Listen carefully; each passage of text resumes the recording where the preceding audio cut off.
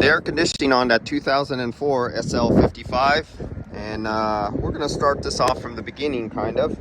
So I'm gonna grab my refrigerant analyzer, because that's like one of the every time first things I always grab. Also with my UV light, just to see if anybody has ever stuck UV dye in here. The customer left it here with the keys in it, and he had to leave. He just left it here for me to work on. You can tell we're in a nice neighborhood. Keys in it, window down, and yeah, just work on it, close it up.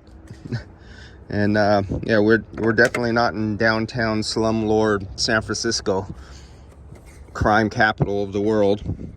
So what I'm going to look for here really fast is, has anybody ever stuck UV dye on it and connected up to it and left the things a little, messy? Usually they, like myself, once I put my hoses on there and they have UV dye on it, I'll see a little glowing ring if I put the UV light on it. If somebody injected it, it will be full. I think this is on. Yeah. So there's no glow going on there. Ah, we got glow going on here. Okay, so there's the telltale signs. Someone, and it's leaking on the outside. Someone has worked on this vehicle before, and look how clean this thing. I mean, you could cook your eggs and bacon off this and eat off of it. It's so clean. So somebody's been here before. So the gremlin has been here, and that's why you always use your refrigerant analyzer, because you don't know what the hell they did or put in the system.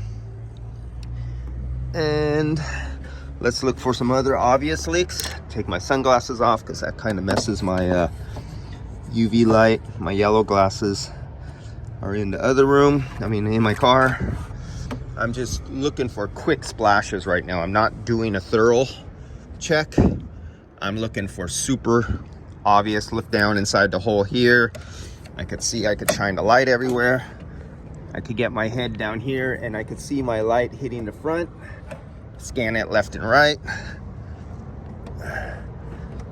All I'm trying to do is find the big guy, looking for the low-hanging fruit. I'm not too familiar with this particular year, make, model vehicle, with their pattern problems with leaks, and so I have to go through this really thoroughly. I can't jump to conclusions because I haven't done 1,000 of these vehicles where I usually know where all the leaks are right away, unlike some other cars. So let's break out our 134, and we'll connect that puppy up there.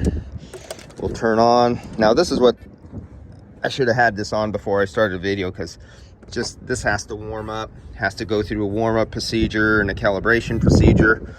So that will extend the length of this video, which I should have just took it out and started it up and pre-warmed it for you guys, because I don't like waiting for things like this. Now, unfortunately, we don't have access into the garage right now, and I can't lift it up and go underneath.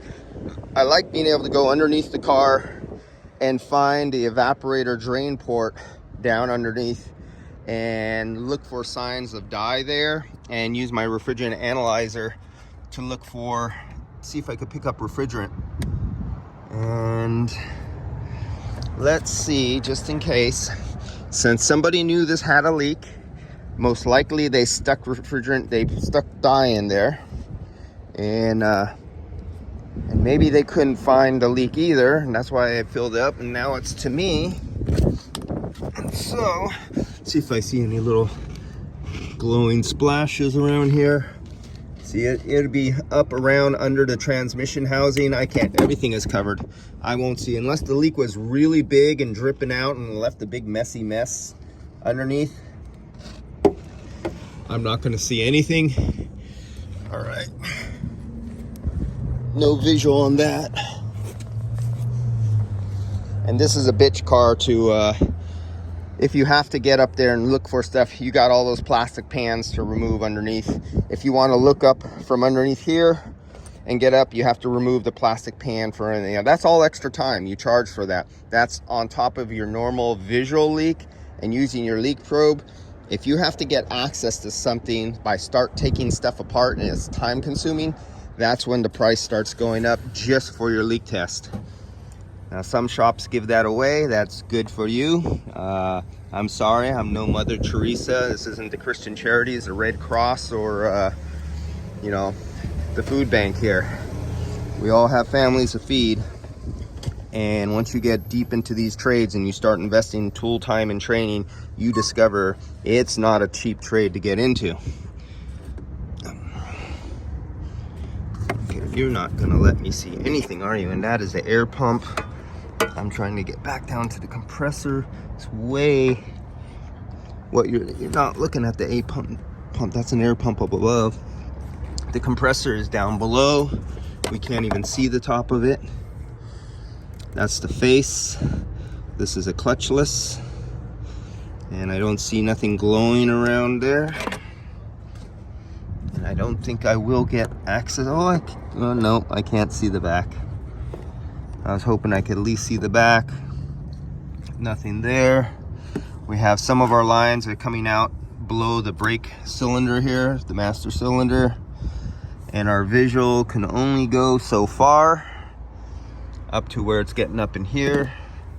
Can I get up? No, I'm not gonna take apart. Now somebody already did some of it. I can see this has been pulled off already. Somebody took this off and got underneath here and pulled this back. So somebody was doing some searching here. You see this? All this is already disconnected, and your eyes spot this because you have a slight dust film buildup where it's a little bit fuzzy, and where this slips underneath this, it's pressed down tight and it's nice and black and there's no dust on there. So somebody recently took all this apart and was searching. I wasn't told that I'm the second guy in here looking at this, and possibly this person who owns this doesn't know because he just bought it for resale, and or the customer didn't tell him who sold it to him. So I don't know what the story it is. I'm just assuming, and we know what can happen if you assume. But always assume the worst, and that somebody's covering something up, somebody didn't say something, or somebody did something wrong. And let's go to next. Okay, next. Warm up. Let's start getting some of my other stuff out here.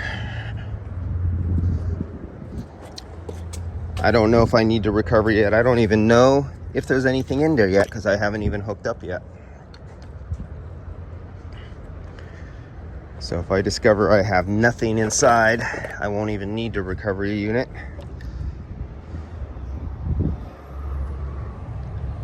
Almost there. There we go. And start. We're going to do 134, connect up. I'm connected. It's not depressed. Start calibration. Calibrating.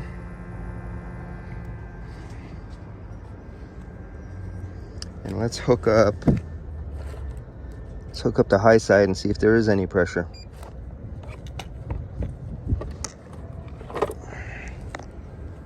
Oh, I don't like what I meant. Let's get a little foam up here on this one. You got a $100,000 plus car. It's just been detailed. You take a little extra care. And this customer who sells these cars, he goes through a lot of effort to have his cars detailed to very high standards of immaculate condition. Why can't closed? Look at this. From my last job, I'm still under microns in there because I had to vacuum pump on this thing. Let's open it up and get it out to the micron range. Damn, I can't close it. There we go. We got 83 psi. So I know more than know. So now it's asking me to connect. So you screw this down for your refrigerant analyzer. It's now starting to take a sample, and you hit the test button, test, and now it's going to start purging through a sample of the refrigerant out of the system. It's a infrared spectrometer, and so it'll do its comparison and tell us the purity of the refrigerant in there. And I'm going through the testing procedure. It's like watching grass dry. I wish they would speed this up one day and make this a lot faster. Anything that takes more than 2, 3, or 4 seconds for me, I'm a little impatient. And let's not lose this. Get this more in the middle up here. Come on. Any day now. I'm growing a beard, and my grandchild's gonna graduate high school by the time this thing's finished. All right. Any day now. There we go. Results.